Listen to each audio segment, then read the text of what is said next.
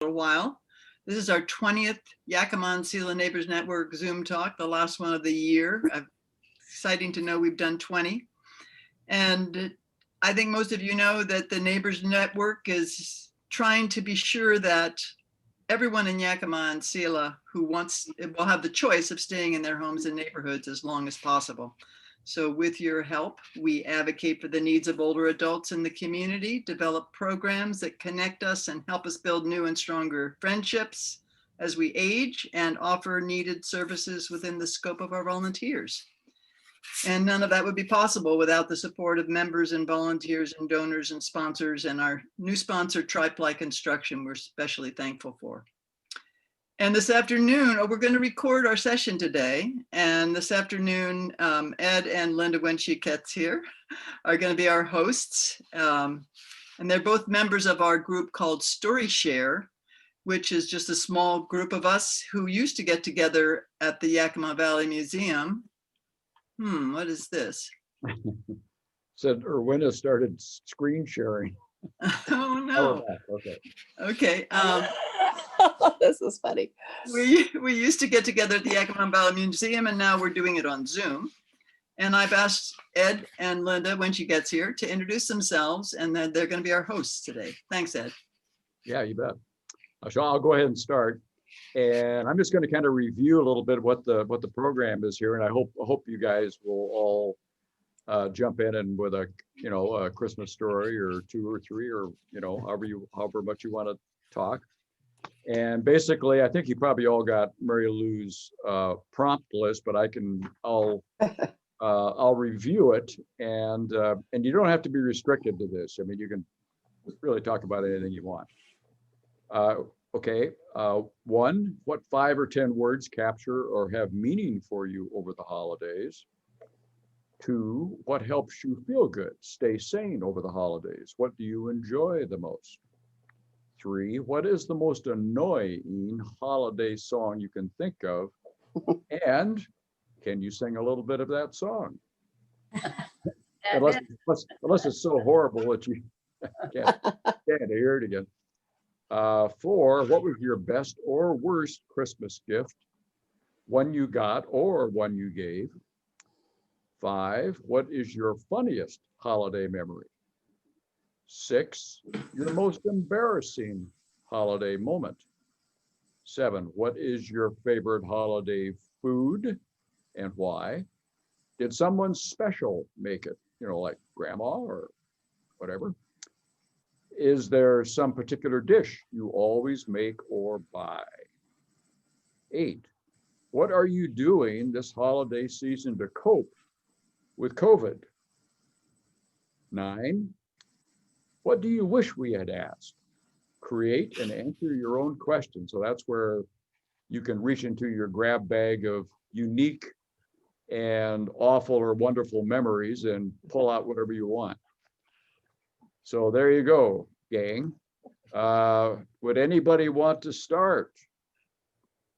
Lucy. Oh, Lucy, okay, go for it. I'm leaving early, and I just remembered Good. my very, very, very favorite Christmas memory.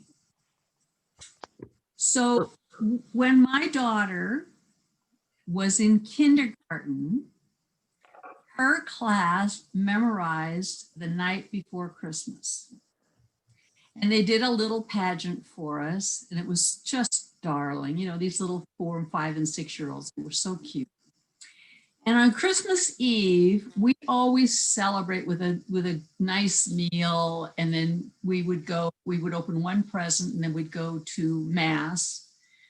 And I was kind of doing up the dishes before we went to Mass, and I couldn't find her. Lizzie was gone. And I went upstairs everywhere. So finally I thought, well, maybe she went outside. So I went outside, and out on the driveway, this was in Colorado, it was crystal clear with stars everywhere. My little 5-year-old was out there yelling at the top of her lungs, on Dasher, on Dancer, on Prancer, on Vixen, just entreating Santa Claus to come down right now so she can see him. It was just adorable and beautiful and wonderful. And just Oh, my best Christmas memory ever. Oh, that's that's great. darling. Great. Yeah. Yeah. Yes. Okay. Who wants to go next? I could tell you about an embarrassing holiday moment. Oh, absolutely. I was working at Seafirst Bank, and I was, I don't know, 20, I guess. And there was a boy in town, the only eligible bachelor, good looking, et cetera, that I thought. And he worked at Washington Mutual. And he and I met at lunchtime across, on the street there. And he said, "Are you going skiing tomorrow?" And I said, "Oh yeah." And I thought he was asking me if I'd go. He said, "Well, I was supposed to go up on the bus with the kids. Could you do that instead?" Oh, I guess so. And then I turned around and walked straight into a telephone pole. Oh, So embarrassed. ouch. I never went out with him. Darn. You never forgot him though either, did you? No, I don't remember his name, but I remember that incident. That's for sure. That's great. He took you off your guard, didn't he? Yes. Yeah. And flustered you, right. That's good. Yeah. Okay, great. Who wants to go next? Well, I think I'll do, I realized that our family did have a favorite food. In thinking through, I realized I've been through 73 Christmases and 50 of them were with the same man. And he always made eggnog, and he made really good eggnog, the kind where you took the egg yolk, you separated, you took the egg yolks, you put in brandy and rum, and it sat in the refrigerator for, I think it had to be at least 24 hours. And then you kept the egg whites separate, and then you whipped it all up, and we had a nice glass dish for it. It was quite something to be seen. And we did that when we lived in Cadillac in the 70s and early 80s. And when we moved here in 83, we were going to skip our Christmas Eve open house because our kids were 5 and 10. And we said, well, we just got here in October. Nobody's gonna know us here. And they said, no, we have to have it. We have to have it. And so we said, okay, but you have to realize there might not be that many people here. So I told some people at YVC, and we went to 5 o'clock church service, and I told everybody there, and we had quite a crowd. I mean, the entire EOP office at YVC came, and just all kinds of people. And so, we had this eggnog. And as the years went on, we were quite fortunate that my kids were pretty good hosts themselves, and their friends, the people that came, the ones that had girls were the same age as my daughter. The ones who had boys were the same age as him. So it really separated into two crowds. And one of the earlier times, I would get, the girls were probably like about 6 or 7 or something. And there was probably 5 of them. They're all in Megan's room and just having a great time. We didn't pay any attention. We were out with all this food and the eggnog and the wine. And the next morning, I went in a room to just see what kind of damage had been done. And even like little snack carrots sitting in eggnog glasses. I thought, oh my goodness, we were so busy having a nice time with the adults. We didn't realize we're feeding, brandy laced eggnog to 7-year-olds. But they did have a very good time, I can tell you. And, over the years, our church choir, including the minister, came to our open house. It was kind of nestled between the two church services. So there was always quite a bit of debate among, especially the really good singers, as to whether one should drink eggnog when you're going to be going back to sing another mass.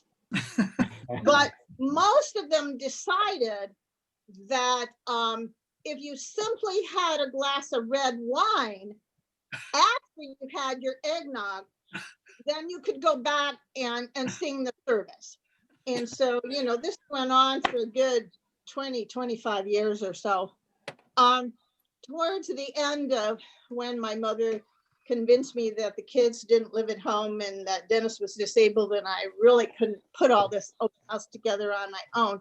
But just a few years before that, people were getting picky about things. And somebody pointed out that, the eggs aren't really cooked, right? The egg yolks is safe because you soaked it in alcohol, but you also use the egg whites. And I don't know why that was supposed to be safe, but it's the way it was done. And we've been doing it for 50 years, but this was kind of a sort of a picky friend.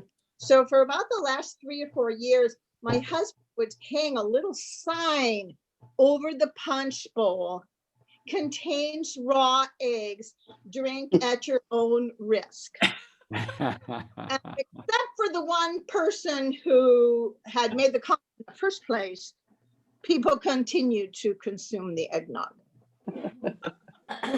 Great Yeah. story. Yeah. Right. Woo! That's good. Oh, did you and your husband provide all that booze? Yeah, and people kept insisting they did bring food, even though we told them not to. I mean, we spent huge amounts of money on this. This was like our big thing for the year. Oh, okay. But yeah, people brought other things, and as my son's friends got older, then his friends were coming over like, oh, I think there's wine and beer in the garage. And we're having a discussion with him about this, and he looked at me very straightforward and said, Mom, I'm not going to monitor the beer for you if you do not want my all underage, by the way, friends drinking the beer. You're going to have to monitor it yourself. Because he wasn't going to tell his friends they couldn't have it. But yeah, we got everything. It used to take us till, Christmas technically goes till January 6th. And it used to take us till at least January 6th to eat all of the food that had been prepared. That's great. So yeah, it was fun. Yeah, Sounds like a great party. Yeah. Yeah, Good story. it Good. was. awesome. I see Linda made it. Yay, Linda. Your sound's Oh, off, She's Linda. muted. Sound is You're off. muted. And her dog is so I absolutely hate the computer. Look, I cannot. don't Your tell it that. emails go to my spam and it wouldn't send it to me on my computer. Oh. Ugh. That's too Sorry. bad. Well, Right. we're glad you made it. It's a plot. It's a plot. It's a plot. By the Grinch plot. Okay, great. Who wants to go next? There's Rowena. Is that Not my dog this time. oh, Fine. all right. Rawr. What brave soul would like to go next? Actually, I have a couple. Okay, I'll segue because of the dogs. So Oh, okay. I have a couple of several categories. I remember when I realized that Santa wasn't real because I caught my mom, who grew up really poor. So Christmas was a big deal for her. And it was a big deal for all of us. I didn't live with my siblings. I lived with my mom and dad, and they had children from their previous marriages. So it was a big deal because that meant they were all coming to the house for Christmas. And that was fun for me because that meant I didn't have just mom and dad to deal with. So, but I snuck up on, my dad's laughing. I snuck up on mom and caught her wrapping all the presents. So I realized my mother was actually Santa Claus. So that was a big deal. I remember that. I remember one year she also drew in our back window, our big window, a Snoopy scene. She was an artist anyway, but she did a whole scene, in paint that you could, just little things like that you remember, little things. I remembered my dad and me going to midnight mass, and I had little white gloves on and he was holding my hand, little things like that. I had 1 year of dogs barking. We had a Welsh Corgi that was 10 years old when I was born. It was my grandparents' dog. And the Welsh Corgi, at this point, was about 10 years old, probably when or older when the neighbors gave me what was it, gerbils, or what are the other gerbil? Not gerbils, but what's the other? Hamsters. Hamsters. The neighbors, I'm sure my parents were thrilled because I had one Siamese cat. We're having difficulties here. A Siamese cat and a Welsh Corgi, and it was New Year's Eve. So it was a little after Christmas, but for Christmas, they gave me the hamsters. And it had a beautiful hamster cage, fancy condo hamster cage. And Mom and Dad kept saying, Chrissy, put the hamsters cage in your bedroom away from the Christmas tree out here in the living room. The dog and cat are going to get into it. And I'm like, no. So it was New Year's Eve. They were going to an adult party, and I got shipped off to the babysitter. We came home and the lid was off the hamster condo, and BB was the dog, and Charlie, the cat, were guilty as could be with, little things of hair sticking out of their teeth. So we couldn't find the hamsters. So that was another Christmas memory, but Yeah. all Christmas. So they were guilty, and I didn't speak to them for probably a week, but one more Christmas song. I love music. My dad and I both love music, and we were kind of talking today about some music. And Grandma got run over by a reindeer. It's just horrendous. Whoever wrote that, that's just a horrible song. And I'm not going to sing it. That's just awful. But I have always loved the trivia of Meet Me in St. Louis, right? A 1944 Judy Garland. And the song, Have Yourself a Merry Little Christmas. Well, the original lyrics, some of you may already know this. A couple things. One, the little girl, to get the little girl cry, if you kind of remember the scene, it's the older sister, Judy Garland, and they're moving, and she's telling her little sister to have a merry little Christmas, but she's singing it. But to get the little girl to cry and to sing, they told the little girl in real life, oh, your dog died. So that's one horrible thing. Oh. But the original lyrics, Judy Garland said, I can't sing those original lyrics to this little girl. She'll think I'm a monster. So here's the original lyrics. Have yourself a merry little Christmas. It may be your last. Next year, we may all be living in the past. Have yourself a merry little Christmas. Pop that champagne cork. Next year, we may all be living in New York. No good times. Oh no, how's it go? No good times like the olden days. Happy golden days of yore. Faithful friends who were dear to us will be near to us no more. But at least we all will be together if the Lord allows.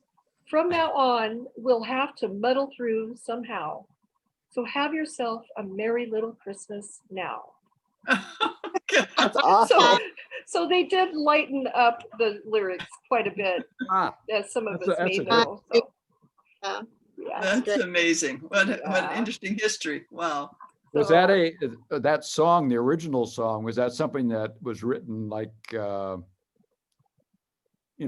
in the 30s, maybe prior to World War II, or was it like out of the Depression or something like that? Or I'm not sure. I don't know if they wrote it for the actual movie. That one, I'm not sure. I'd have to look it up. How did you find the original words, Chrissy? Well, it sounds like whoever wrote the song was having kind of a tough time of it. Yes. When he or she wrote it. The COVID year. Hugh Martin, so songwriter Hugh Martin, I think he wrote it for the movie, but I could look that up and find out. So at some point we could follow up on that. So That's anyway, good. so Very good. Fun. All right. Thanks. Yay. Yeah, that was fun. Okay, great. Who wants to go next? Who's just chomping at the bit? Well, I'll confess to my criminal history. Oh, great, Brooke. In the period of time when I was single and my children were in their teens, old enough to drive, I would have friends over for Christmas Eve dinner but nobody got to sit down to the table until I sent the kids out. This was Christmas Eve, sent the kids out to steal a Christmas tree. And they brought the stolen Christmas tree back and we trimmed it. And then everybody was allowed to sit down. And then the stolen Christmas tree, of course, was past its prime because it was Christmas. Gosh. So Did So I you know started- did they tell you where they got them, Brooke? I don't recall. Well, they got them from Christmas tree lots. I think they probably went up to Eisenhower High School. Because Eisenhower Band used to sell Christmas trees. That's interesting. Wow. That's good. That's a good. Okay, great. We How have did they- not kept up that tradition, I'll have you all know. What pardon me, We have TJ? not kept up that tradition of stealing a Christmas tree. Well, we really haven't because now the holiday is Hanukkah Right. in our house. Uh-huh. Okay. Well, Brooke, you're reminding me that if we didn't steal our Christmas tree, but for many years, when I was first married, we procrastinated so long in getting the tree that we would go out on Christmas Eve and all of the people would have given up and dump their trees in the ditch. And then we would go get one of those and bring it home. And Oh. so we Wow. didn't steal it, but we might as well have. I mean, it was the same difference, probably. Maybe it wasn't really a crime. Maybe you were helping them. I was just cleaning up after the yeah, exactly. Just after the process. taking care of business, you know? Yeah. We're Right. Swedish in our family, or my father was Swedish. And so we didn't get a Christmas tree until the 21st or put it up until the 21st of December ever. And both of my parents were perfectionists and I fought hard against that for a long time. And so anyway, he would he didn't like the way a limb was looking, so he would saw it off and then he'd drill a hole somewhere where it needed a limb and he'd stick it in there. And it was ridiculous. But he always, on Thanksgiving weekend, he would make pickled herring. He would fillet the herring and cut the onions. I remember him streaming tears. And he made tons of it. And people, when he died in 1969, people at the funeral were saying, where are we going to get our pickled herring? Oh, interesting stuff. I love the pickled herring. I hated the lutefisk. I still love patatas corv and silta, but I don't know. I miss my family gatherings. We just don't do that anymore. We don't have the big family anymore, and it's sad. Did you say where he was originally from? He was from Galesburg, Illinois. Before that, where does the love of herring? Oh, Sweden. And I he didn't teach anybody else to do it? I have a recipe, but my cousin made it once and it was awful. You have to I've have never tried it. Uh-huh. Oh, the glug though. I'm making glug this year. And I'm going to give a little bit to everybody because it's very strong. The English never put their Christmas trees up early either. In my husband's family, his father was a barber and he brought the Christmas tree home with him on Christmas Eve. And Yeah. while the kids were asleep, their parents set everything up and then it was there Christmas morning and it stayed, December 25th through Epiphany on January 6th. Whereas, nowadays people really should call their trees Advent trees because they really don't keep them up over Christmas. Oh, Did any of you come from the tradition where you had candles on the trees? No. I know who, Inga does. It was Yeah, considered- does that. it's considered Yeah, I Inga have. safe. Inga Yeah. does every- Ula does that too. Does Ola do that too? Yeah. It always Very scared German. me. My mother, Uh-oh. Dad is frozen. My crazy aunt put candles on the tree. Well, This was is why that- you're on, they did Linda. it. well, Gad, was that her, Oh, Mary Bella put candles on the tree. Actually burned the place up. It's a way to burn the place up. Good way to start a bonfire. Right. That's a long time Yeah. ago. yeah, That's back in the 30s. Back in the 30s. Uh-huh. Yeah, Uh-huh. 40s, right in there. Well, every year I make lutefisk. I'm the only one of all the grandchildren that actually like it and make it. But this year with 2020, it's a small group. It's not going to be worth it to do. So sorry, Brooke. That's no, good. shucks. So explain. do you like it, Brooke? Yeah, I do. Yeah. yeah. This is good. You know, I like it. I was I had a in bunch of Norwegians in my family. Norwegians. Yeah, I well, was- the Norwegians put butter on it, right, TJ? And mustard. Butter and Sometimes mustard. mustard. I always heard the sweater. Explain what lutefisk is. It's cod that's dried and it's also soaked in lye. And it's like as hard as a baseball bat when you buy it.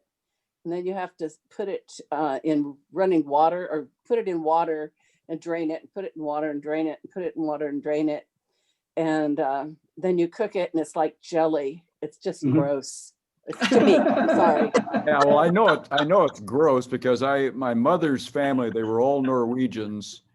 And my grandmother made lutefisk one time when we were all little, and we all had a taste of it, and just about all, or except for her, everybody almost threw up. It was really nasty stuff. But of course, it wasn't TJ's lutefisk, so maybe she has a secret that. Yeah, my white sauce on it is really good. Oh, okay, the white sauce. All right. Yeah. That's the Swedish version. Well, That's the Swedish yeah. version. Mine's Okay. very good. All right. great. I think if you Norwegians taste usually it as a live away. child, it may not be very appealing, but if you taste it as an adult, I would think it might be pretty interesting. I think that's right. I Yeah. should I try like it. I think I should try it again. I should. Yeah, I was 16 when I had it because I was an exchange student in Finland and they had lutefisk. And I didn't like it then, but I think it's very possible I would like it now. I have a much different repertoire of tastes than I did when I was 16. Yeah. Or Well, I 7. watched these two guys that do knitting and stuff, Arne and Carlos, and they have a podcast. And so they were making lutefisk and they were showing a different way of doing it and really, really draining it. And then I don't know how I'd have to look back and see how they did it, but it actually looked like regular cod, which I like. Mhm. So maybe that's the secret. Maybe that's the secret. Well, if think it's anybody better wants too. some, I have about a half a pound in my freezer. All right. Well, we might take you up on that, TJ. I'm afraid of it. I'm afraid. I So like afraid. Norwegian cookies. I have two methods. You can either boil it or you can bake it. The baked one's better, but the boiled, you have to put it in a cloth bag so it doesn't fall apart. That Mhm. sounds weird, doesn't it? Yeah. Yeah. Well, good. How about Norwegian cookies? Norwegian cookies. Yeah. The 7 of them. Those are good.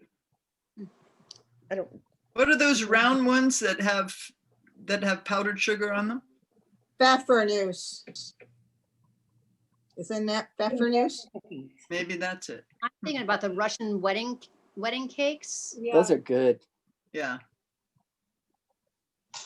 Spritz are really good too, the Spritz cookies.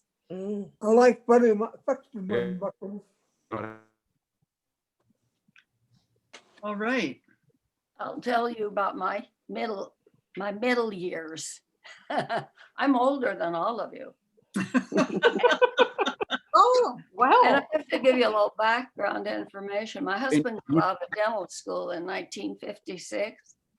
And I had a younger sister. She was really beautiful and very vain.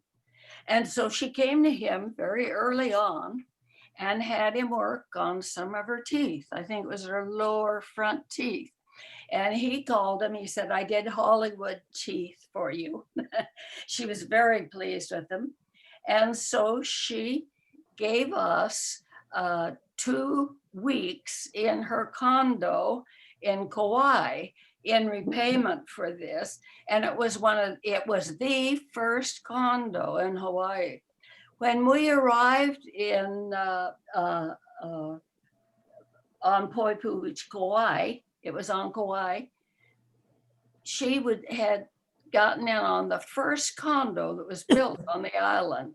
So you can imagine it was on Poipu Beach and it had the most wonderful view. It had a 3/4 view of the ocean and it was way up high. You could see in all directions, you could see water. It was just a lovely place to stay. And the golfing was good. And my husband and the Japanese pro at the golf course got along well.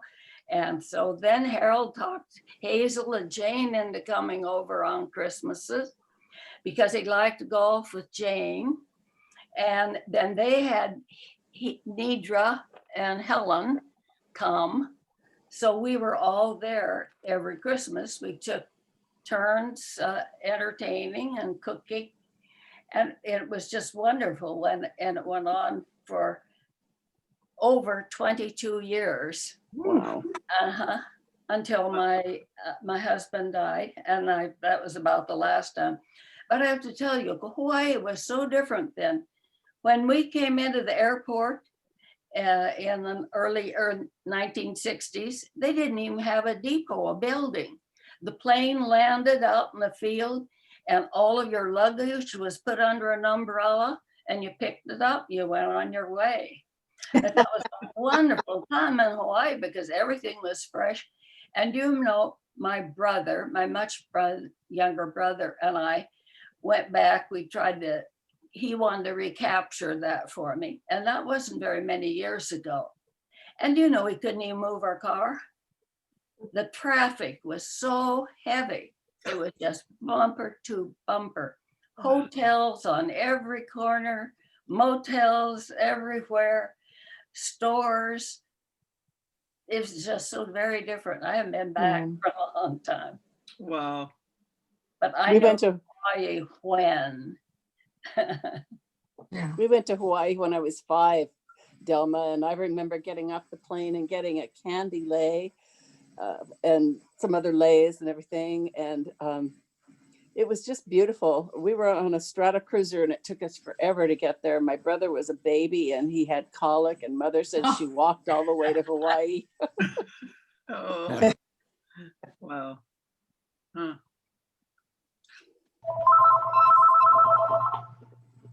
Call from Mary. We're having some really interesting sound effects tonight. I think it's Oh, we enhancing are. the story. Or when I see you're here, you have a story? We haven't been able to hear Rowena yet. Does she know to take the mute off? She's muted on one and unmuted on the other. Yeah. She came by this morning and dropped off her famous peanut brittle. Oh my gosh. And Lucky was you. fabulous. Let's see what we can learn about her phones. No, it doesn't show either sound or camera for her when we look at our operation here. So I don't know what's going on.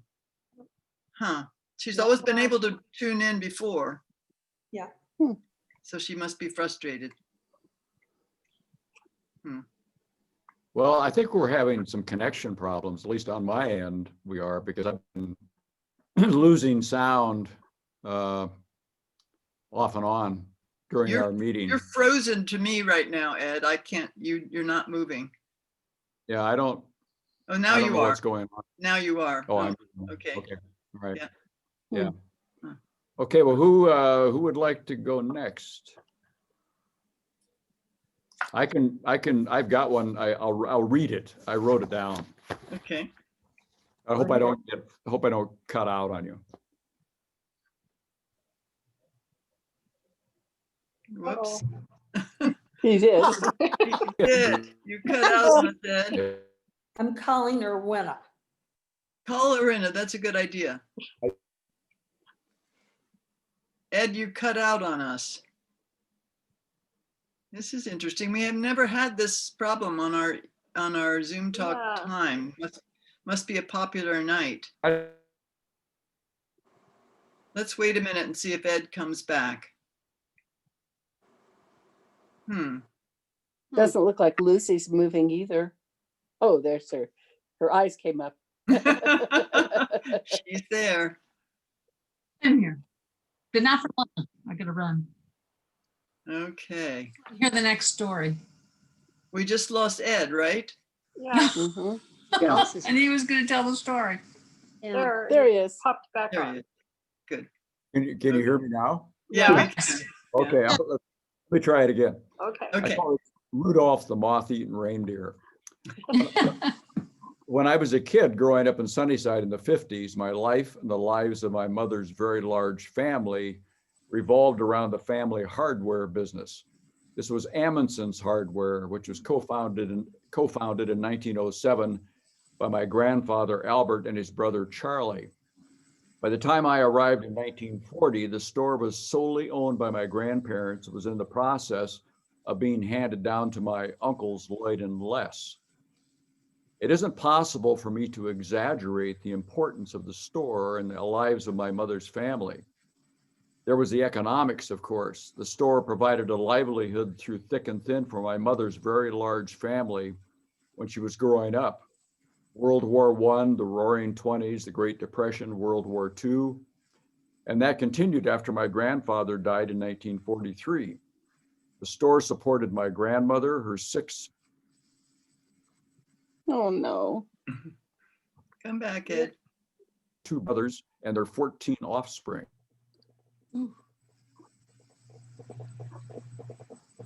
Dang, we're having trouble tonight. Yeah, we're having a hard time tonight. Ed, we Freezing lost up. you.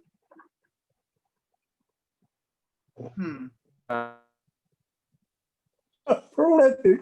We really lost him. Yeah. Yeah. Wow. Inga's coming on. Hi, See Inga. you. Hi, Inga. Oh, Ed, are you back on? Okay. Yeah, I guess so. I hope so. Okay. I'm not sure where I got cut out. Um, Six. She What? can't see the The video. last word was 6. What? 6. Okay. Her 6 surviving kids, including my mother, her 3 sisters, and 2 brothers, and their 14 offspring. We cousins at various times all worked at the store as we grew up. Some of us even after we grew up. It wasn't until 1984, 77 years after it was founded, that the store finally succumbed to the economies of scale that claimed so many family-owned businesses in America in the latter half of the 20th century. Also, my uncles were aging, and none of us, the 14 cousins, were interested in taking over the helm of what was clearly a floundering ship. Nor could my uncles find any buyers from outside the family. Can you still hear me? Yeah. Yeah. Yes. Okay. Yeah. That meant liquidation, auctioning off the entire inventory of what had always been advertised as the largest hardware store in the lower Yakima Valley. This was a mammoth event, including not only current merchandise, dishware, hardware, sporting goods, furniture, appliances, but an assortment of strange odds and ends, right down to the many displays cases that had accumulated on the premises since the very early years. And the store was huge, a cavernous structure of thousands of square feet, which took up an entire corner at 6th and Edison in the heart of town. There were, for instance, the animal heads, which occupied the upper walls, trophy racks of moose, deer, elk, antelope, cougar, wildcat. Some of those heads had hung there since my grandfather and great uncle Charlie's day. There were antique guns, racks of them, including an ancient muzzle loader that came from God knows where.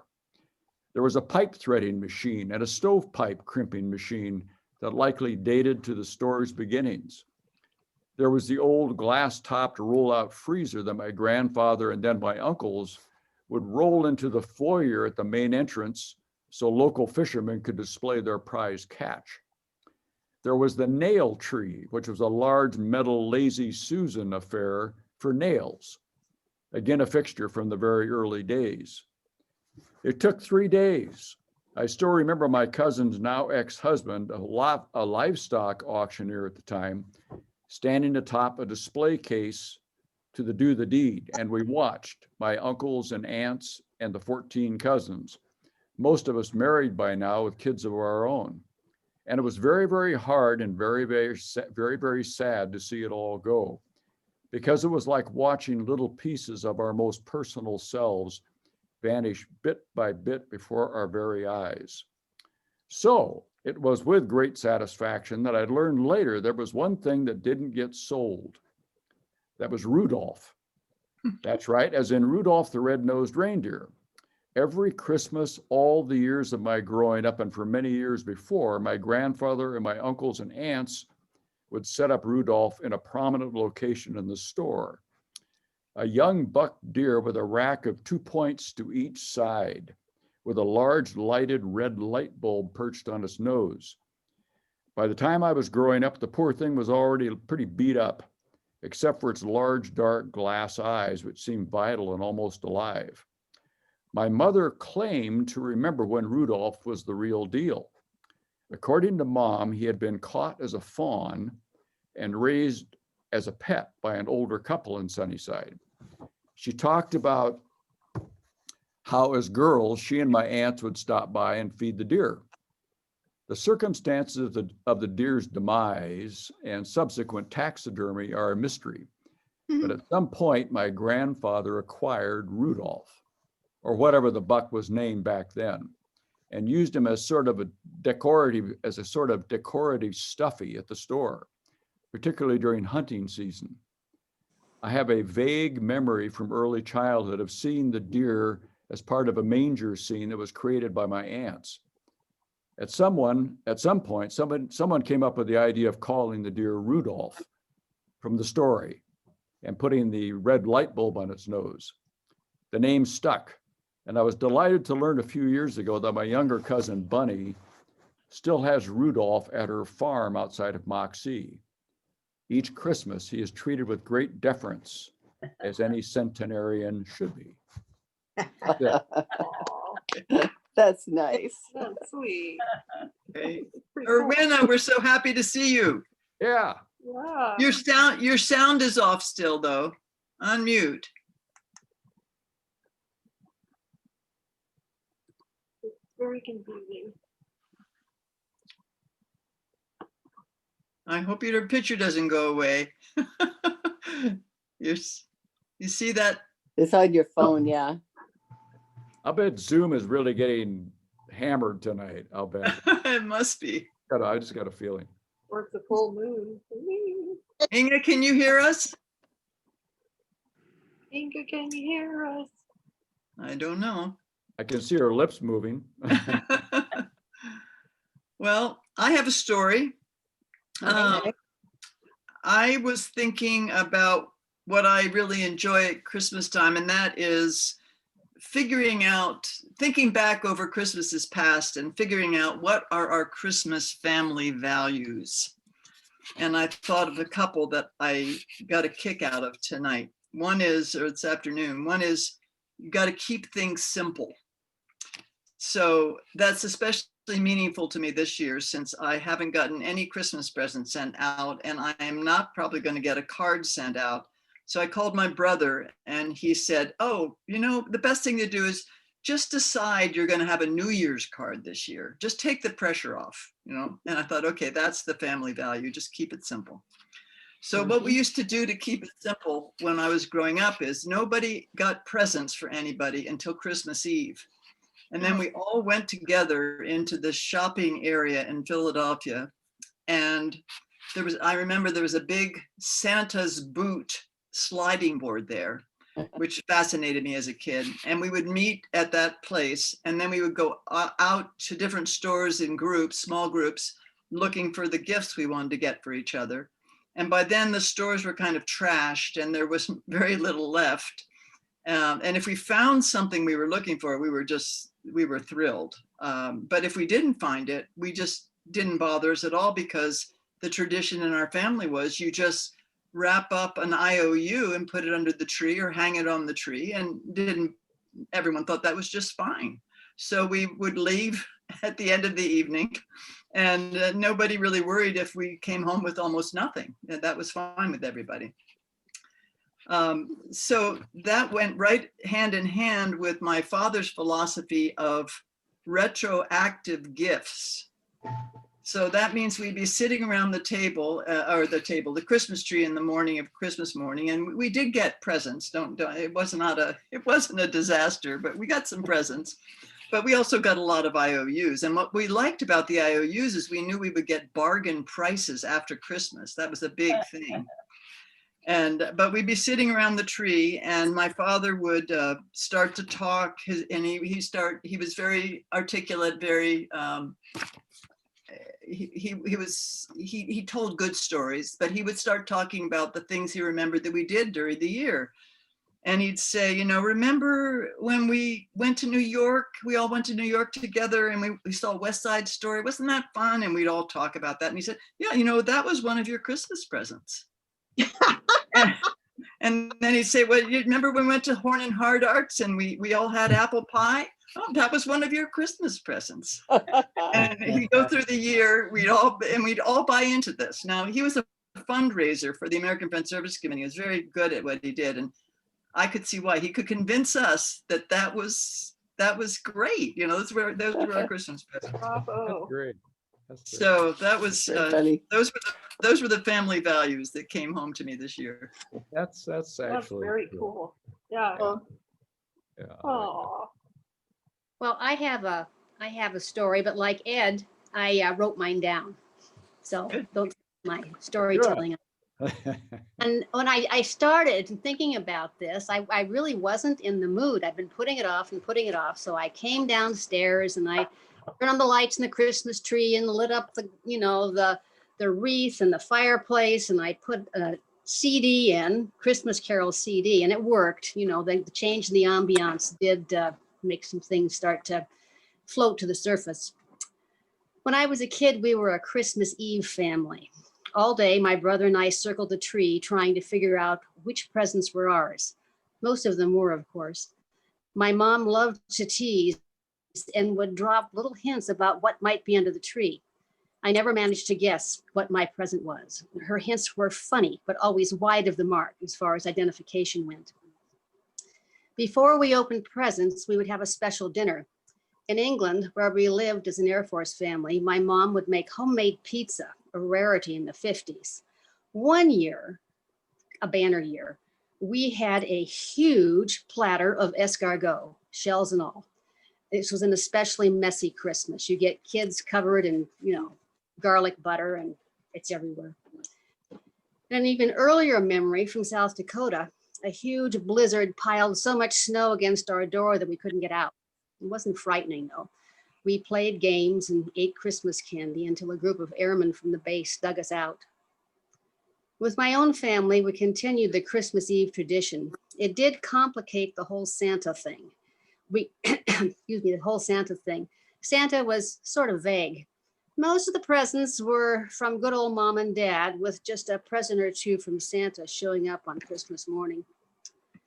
So this year is hate to call it a pandemic Christmas, but a Christmas happening during a pandemic. So many favorite activities and get-togethers aren't possible, but the decorations are up even more than usual, and I have gone overboard baking cookies and making candy. I shopped early and mailed a lot of boxes to Florida, Idaho, and Wyoming. Christmas Eve and Christmas morning will be Zoom or FaceTime events. Not perfect, but it'll do for this year, especially since we know next year will be so different. Yes. Very Let's good. hope so. Jane Hunziker and I would wade in the ocean and gather seaweed and made seaweed cards. Have you ever done that? They make beautiful cards. Out of That was seaweed? different. Oh, Cool. that was different. That is cool. Wow. Huh. Erwin, did you have a story for us? You're still on. You still don't have any sound, do you? Lower left. Lower left.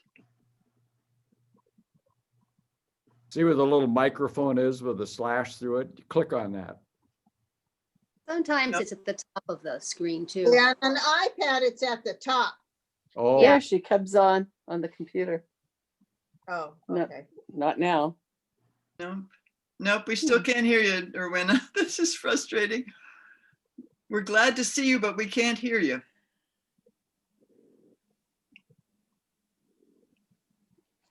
Since Erwin has been on with us many times before, so this is kind of a mystery, isn't it? yeah, I don't quite get it. Zoom is strange tonight. She said she uses her phone and the television. And her the- television. It's always worked before, but it's not. Oh my gosh. Well, so what we're You can looking hear at, it? what we see her on is her phone. I think so. Yes, that's what it says. Her win is iPhone. Oh, you're right. Yeah. Thank you, Bert. Yeah, okay, you're right. She's talking. She must be able to hear us because You can hear us, right, Erwin? And we can't hear you still. Now Okay, we can you hear me can. now? Yes, we can Oh, hear you. good, Yay! Persistence. Yay, Erwin. We Well, need in the a meantime, I had a lot of things that I had to get done. My grandson, who's had to take a shower because now you hear two of me. So your other eye thing turned down.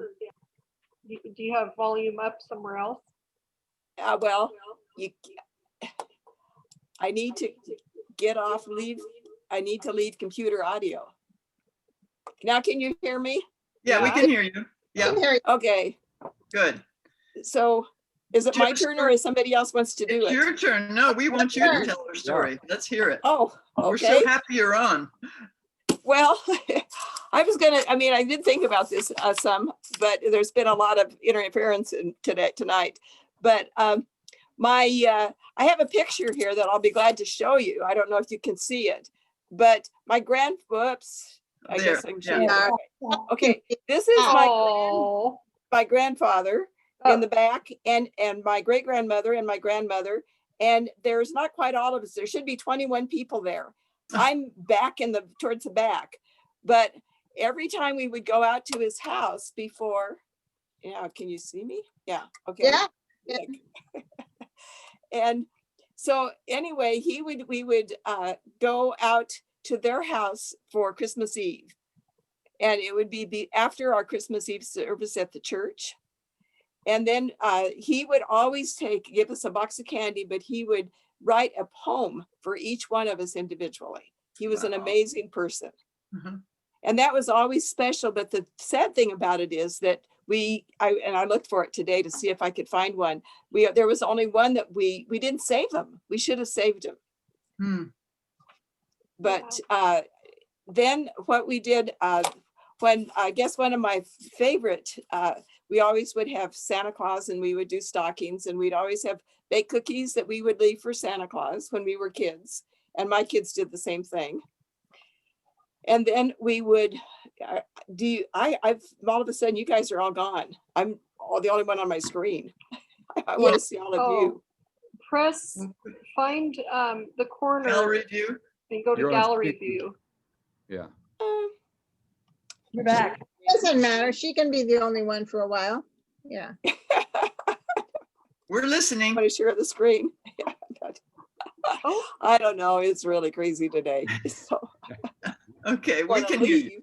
leave. But anyway, what we would do would be we would have a Christmas program and we would sing Christmas carols. And we did a lot of Christmas caroling around to different places when I was a kid, as well as when we came out here. And we also made a lot of peanut brittle, nut brittle is what I make. And ask Linda about the nut brittle. I told, It's wonderful. We've heard. Yeah, my And- mouth has been watering. Yeah, we were hoping you would bring some to share tonight on Zoom. Well, I will be glad if you want me to make you some, just let me know. And then you can, if you want to give it them any donation to this organization, that would be great. I don't want any money for it, but if you want to give it to a donation, that would be great. Oh, But I would be glad to make it for you. Just let me know when you want oh, it. Erwin, I was teasing, but it sounds wonderful. It sounds delicious. It is. It is good. Great. That's great. My grandson just came in because he's been working out at the fair. This doesn't have much to do with Christmas, but he's been doing testing. He's been doing about, and his picture was in the paper today. If you looked at that, and he, but they didn't have any water at his house, so he had to take a shower. So in the meantime, I've been in and out a lot tonight. But with my own kids, what we would always do would be to have a Christmas, the adults would have a Christmas party the week before. And then the kids we would always have a party for the kids. And we would always have, make cookies for Santa Claus, and they would hang their stockings up. And then we would have Christmas Eve, would be basically going to bed fairly early, while Don and I would finish up wrapping all the presents that we needed to be wrapped. And then we would have, the kids would come down, and that would always be a fun day. And we would usually have a wonderful dinner that was with all of the fine settings. But it became a lot different when we were here than when I was a kid growing up. So you got a little bit of both. Great. Great. Okay. Thanks. Very nice. Hey. Thanks for your persistence. I was going to say the one thing I really enjoyed was my ice skates. I love to ice skate because there were ponds that were frozen in Nebraska, and my grandfather lived on a farm and they had a pond. And so I got my white shoe ice skates, and I was going to be an ice skater. That's one of my goals that I wanted to do, because we would go out and we would spend most of our winter freezing our hands and our feet and whatnot to go ice skating. That would be our fun entertainment in Nebraska when I was growing up. Great. Oh, shoot. That's great. He's getting it. My whole screen is being covered now with sign in to podcasts. Uh-oh. Anyone finds out The what communist it's all plot. about, please let me know. we see you. We can see you. We can see you. Yeah, but That's a drag. Sign into podcasts. It won't even go away. There it goes. There it goes. Good. Who else has a story? Linda's got what's up. Oh, good. My story is really, it was more a way of telling you about my celebration. I'm Jewish, born and raised Jewish. And so we celebrate Hanukkah. And I'm always surprised at how few people seem to know what Hanukkah is. It's going on right as we speak, next to the last day. And it celebrates an event that happened in 164 BCE, which was a little before I was born. And a guy named Judah Maccabee led a revolt against the Greek King Antiochus IV, because he was ordering all the Jews to pray like Greeks prayed. And he kind of took over the temple and defiled it. And a Jewish guy named Judah Maccabee and his troops went to battle and ended up winning, defeating the Greeks. And they went in to clean the temple. The temple had been defiled. It was horrible, but they only had the oil in a lamp to light the temple that would last one night. And they knew it was going to take them weeks. So they sent for more oil, but they went ahead and started the process of cleaning the temple. And the miracle is that, yes, oil in the lamp lasted all 8 days it took for them to go to the next town and come back with more oil. So we light one candle for each of the 8 days that the holiday lasts. And then to really celebrate, we commemorate by eating anything greasy because of the oil. So we have potato pancakes that are fabulous if you eat them with applesauce or sour cream. And we eat really greasy donuts. And I like donuts, but these are really hard to take. They've got a filling in them that's kind of greasy also, but that's the whole holiday. I mean, your face, when I was a teenager, my face would break out during Hanukkah because of all the grease we were eating. And we celebrate for 8 days. And I know sometimes Christian people get a little jealous because they think we're really living it up, but I can assure you that we get one present a night, and no Cadillacs or trips to Paris are involved. In fact, my parents would come home from their store during Hanukkah, and they would bring a little tiny Christmas tree that they had used as a decoration in their store. And my dad would put a card on the tree, and it would be from Santa Claus saying, "Thank you for loaning me your parents this week to sell my goods." And then my parents would give me one gift a night. Think socks. Or think, do you remember when the girls had underwear that had Monday through Sunday or Sunday through Saturday? 7 pairs of underwear, big excitement. Brooke got, my dad was fun though, and he would give me things like a little mirror with Scotty dogs on it that had magnets that you could make the Scotties move on the, it looked like they were skating on the ice. Or trying to think what else. That's about it. It was really pretty low key. The only other thing that we did is we were given, hang on. We were given these Dreidels.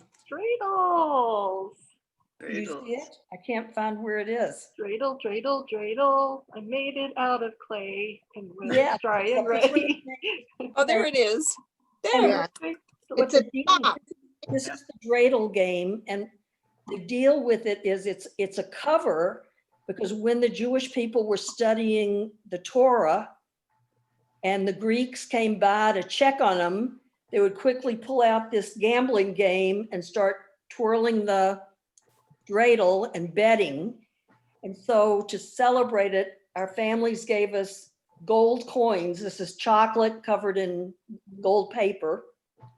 And you play until everybody's run out of gold coins, and then you eat these to add to the donuts and the pancakes. Oh, fun. You know, Yeah. and I was reading about it. It's really, it's even though it's got the Hebrew letters on it, it has Hey, Gimel, Nun, and Shin, and each one it's like Gimel, throw a coin in, Nun, you get nothing. Hey, everybody has to add to the pot. You know, it's just fun. And I was gonna light the candles for y'all, but that's enough. Y'all don't need to, but that's Hanukkah. And it'll be over tomorrow night. Well, happy Hanukkah. well, I'll tell you, Good story.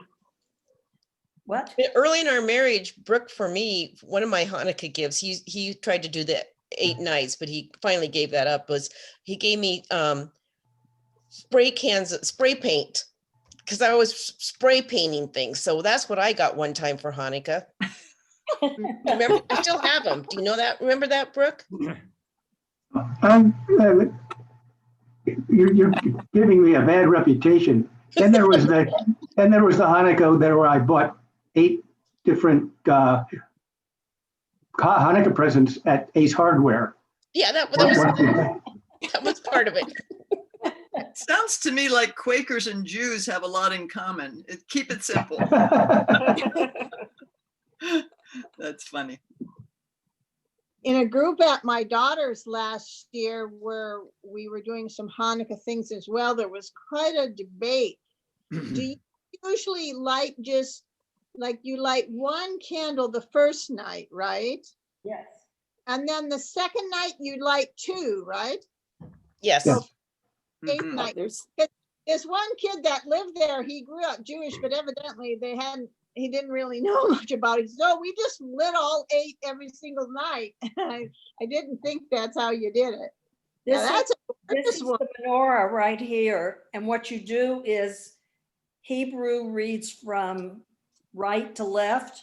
So when you put the candles in, they are lined up from right to left. And this is called the servant or the shamus. And you use And that's what you light it with, right? that's the one that you use to light all the others. Oh, cool. And Yeah, so that- after this that's is cool. over, I will light this, and we have one night left. Wow. Yeah. That's exciting. Yeah. It's really exciting. Yeah. You don't put it in until it's that night. That's why you have an empty space. Is that right? I said you don't put the Right. candle Right. live. Yeah, okay, Okay. I got it. but your candles aren't lit. Well, you Linda. have to keep replacing the candles because they burn down. You don't blow them out. They completely burn out. Yeah, So you have to put them someplace safe and ideally in front of a window so other people can see your menorah. yeah, I Oh, got great. it. Huh. Mhm. I missed why the one candle slot was empty. That's tomorrow nights. Oh, that's tomorrow night. Okay, I Yeah. see. Okay, This is the 7th night. all right. I got Let's it. see. Great. Yeah, Let's that's neat. Well, it sounds like you're not the only Jewish person in town, Linda. Well, TJ and I, probably, we're half of the community.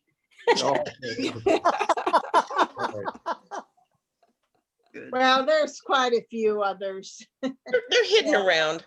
They're hidden Yeah. around. Actually, we should tell you for the community, the temple here just hired an actual real rabbi and his wife, and they have moved here during COVID.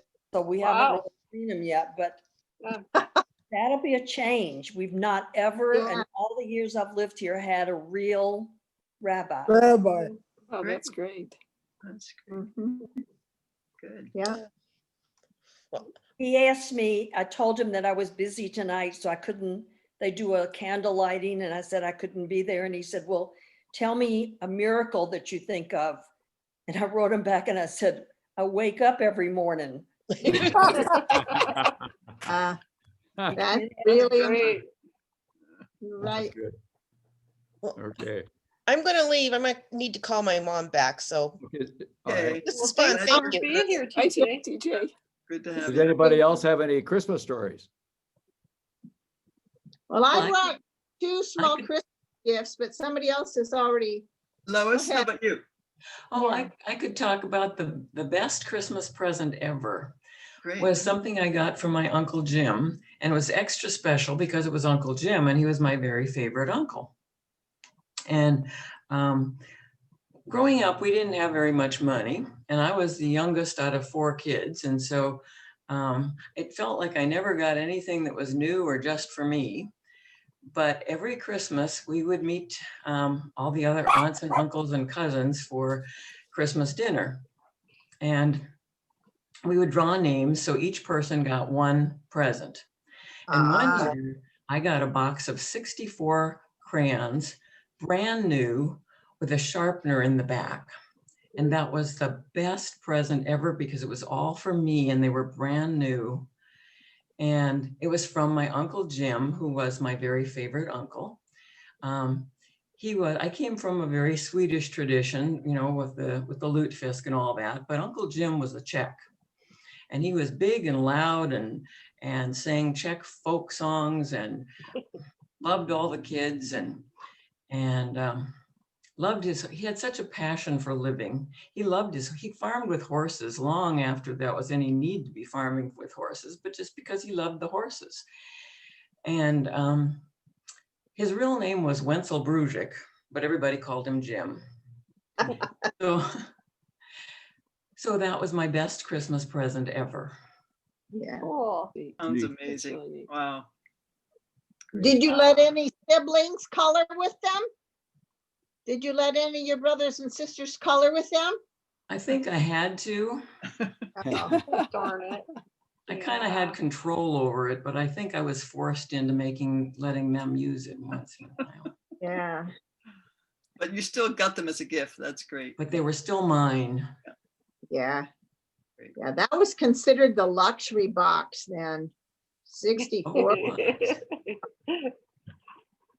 Yeah. Did Kathy, anybody you- else make the rings with popcorn and cranberry for their Christmas tree? Oh, yeah. Yeah. Couple times. Yeah. And then we let the birds go out and eat it afterwards. That's Yeah. great. Kathy, did you say you had a little story? Well, I have two props here Oh, that it's actually they're fairly recent Christmas gifts. My husband was always of the opinion, he always used to say he would rather have $10 gifts than $100 gifts. And especially as he had Just a second. harder and harder time walking, he would spend an awful lot of time online ordering things. Sometimes he'd put them away and the kids would be driving away and he'd say, oh, I forgot to give so-and-so the da-da-da, because he always had more than one thing for each person. And I think it was about 2015 that he gave me, among other gifts, there's 4 glasses and they're double walled and they're for cocktails. And I was actually pretty disgusted at the time because here I am with a disabled husband, disabled mother, and a job, and buy something that he thought should be hand washed. Well, I found out that they go just fine in the dishwasher. So I did start using them. And then in 2017, which would actually be my husband's last Christmas, and at that time he could not walk at all and he was totally in bed, one of the things he ordered me was this shot glass here. And this shot glass is just truly amazing. It has teaspoons, tablespoons, ounces, and milliliters. So for those of you who are not aware, I'll just tell you that an ounce, which used to be called a shot, some bartenders will say otherwise, but an ounce is like 30 milliliters. Wow. And these glasses are not that big. The ideal amount of liquid in here would be about 6 ounces. So when you put the alcohol in there, there's not that much room for the mix. And the first time I made each of us a drink, I think I put a little more than a shot and it just tasted too strong to me. So then the next night when I made us a drink, I put less whiskey. So I had a little bit more room for the soda, I think it was we were having it with.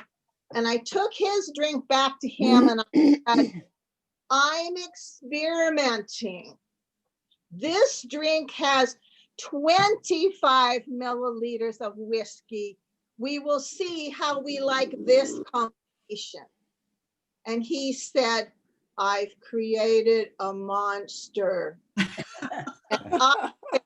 Yes, you have. And we continued through the week with various volumes of whiskey, just the perfect combination of whiskey with soda.